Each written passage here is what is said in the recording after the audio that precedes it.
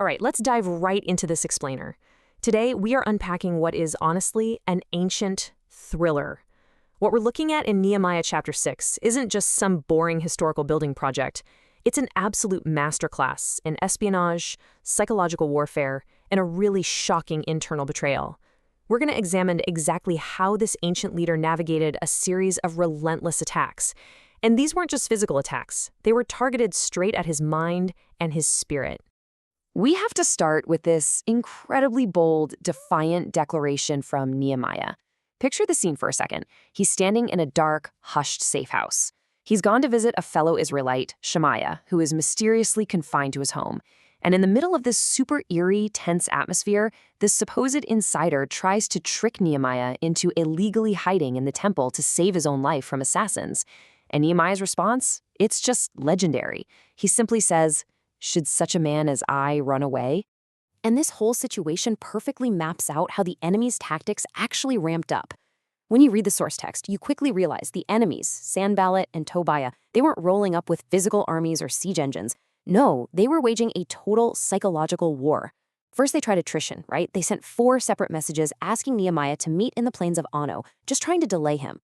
When that failed, they launched a massive smear campaign. They sent an open letter, which is basically the ancient equivalent of a viral, highly toxic social media post, accusing him of treason. And finally, when all of that failed, they moved to the absolute worst tactic of all, a trap set by a trusted friend. So this brings us to the trap itself, during Nehemiah's visit to Shemaiah. You see, this wasn't an attack from a known enemy. It was an ambush from a buddy. Shemaiah intentionally creates this terrifying, secretive vibe. He's whispering, telling Nehemiah that assassins are literally coming to kill him that very night, and he offers what sounds like a super caring, logical escape route. He says, "Let's hide in the house of God and lock the doors." I mean, it didn't sound like a threat, did it? It sounded like warm, genuine concern, but it was a deadly trap. Now, here's where it gets really wild, because the deadly nature of this trap lay in the law itself. If Nehemiah had let panic take over and actually hid in the sanctuary, he would have committed a capital offense. According to the law of Moses in Numbers 18, only authorized priests were allowed to enter that sacred space. If Nehemiah pushed those doors open, bam, he's immediately breaking God's law. His enemies didn't actually want his physical life. They wanted to destroy his faithful reputation. They were trying to create this massive moral breach in his character, basically making him look like a total coward who disrespects God just to save his own skin. But Nehemiah had this incredible spiritual discernment. And from his reaction, we can pull out a highly practical 3-part test for our own lives to figure out if a message or a gut feeling is truly from God or if it's a trap. First, look at the fruit. Is it driving you to act out of pure panic and fear to break your own boundaries? Second, look at the foundation. Shemaiah literally had no facts. He just used a creepy, terrifying atmosphere to manipulate the situation. And third, look at the beneficiary. If Nehemiah hid in the temple, the only people popping champagne and celebrating would be his enemies. By running that quick mental checklist, Nehemiah saw right through the whole charade. So what's his move? You'd think he'd launch a massive counter-smear campaign, right? But he doesn't. He doesn't waste a single minute trying to publicly expose Shemaiah, or the false prophetess Noadiah, or any of the other hired actors. Instead of seeking revenge or burning precious energy defending himself, Nehemiah simply prays. He says, "Remember Tobiah and Sanballat, oh my God, according to these things that they did." He takes the judgment, hands it entirely over to God, leaves all the drama in the rearview mirror, and immediately gets back to work. And get this, against all of this psychological warfare, despite the rumors and the constant threats, the massive physical wall of Jerusalem was completed in a staggering 52 days. To put that into perspective, for an ancient engineering project of that massive scale, that is moving at absolute lightning speed. And you know what makes this 52-day timeline completely miraculous? It's who actually built the thing. We aren't talking about a crew of professional military engineers or seasoned stonemasons. This wall was built by an everyday ragtag coalition. You had the high priest, local goldsmiths, a guy named Shillem and his daughters, and even perfumers. I mean, just imagine your local fragrance artisan out there hauling massive stone blocks. It was such an impossible task completed by such unlikely people that even their surrounding enemies were terrified. They were literally forced to admit that this work had to be accomplished with the direct help of God. Okay, so you'd probably think this is the part where they cut the ribbon, throw a parade, and celebrate a huge victory, right? Well, nope. We hit a really tragic twist.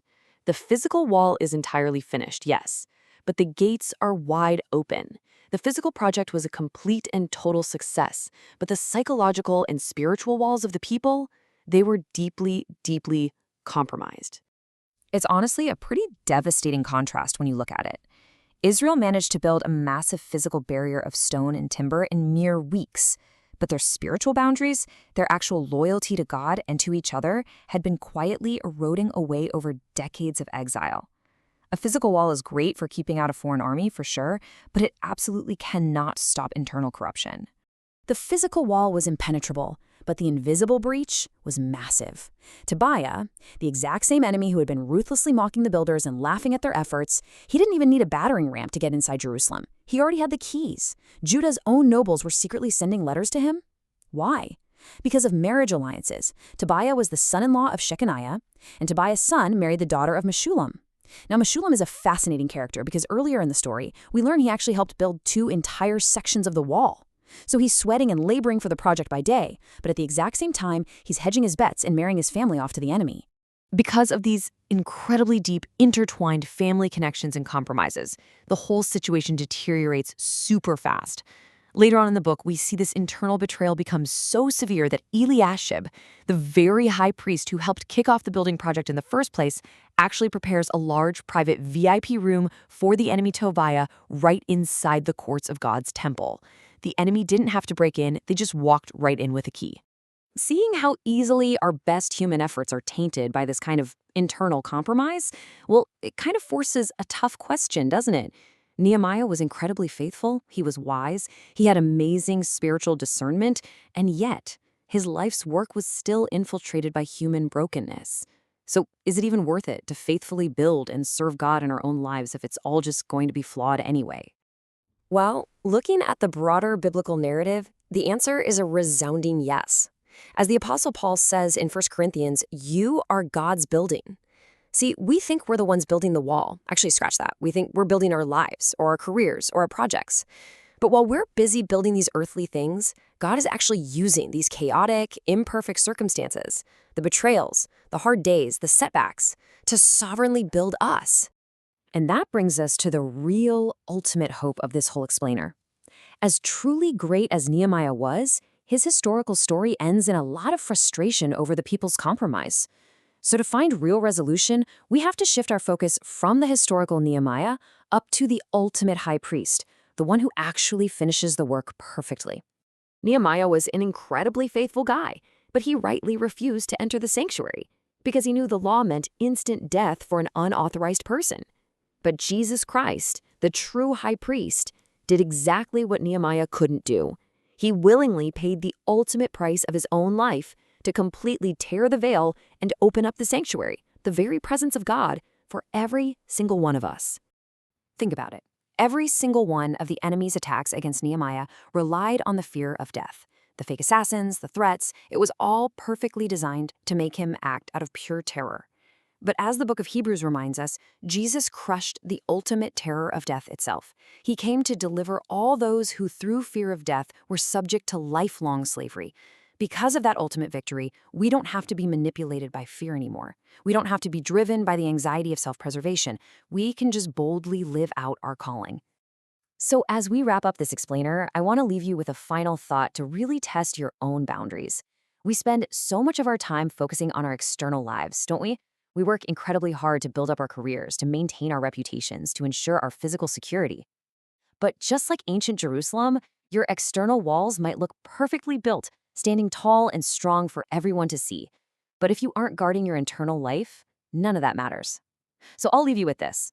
Who or what actually holds the keys to the gates of your heart?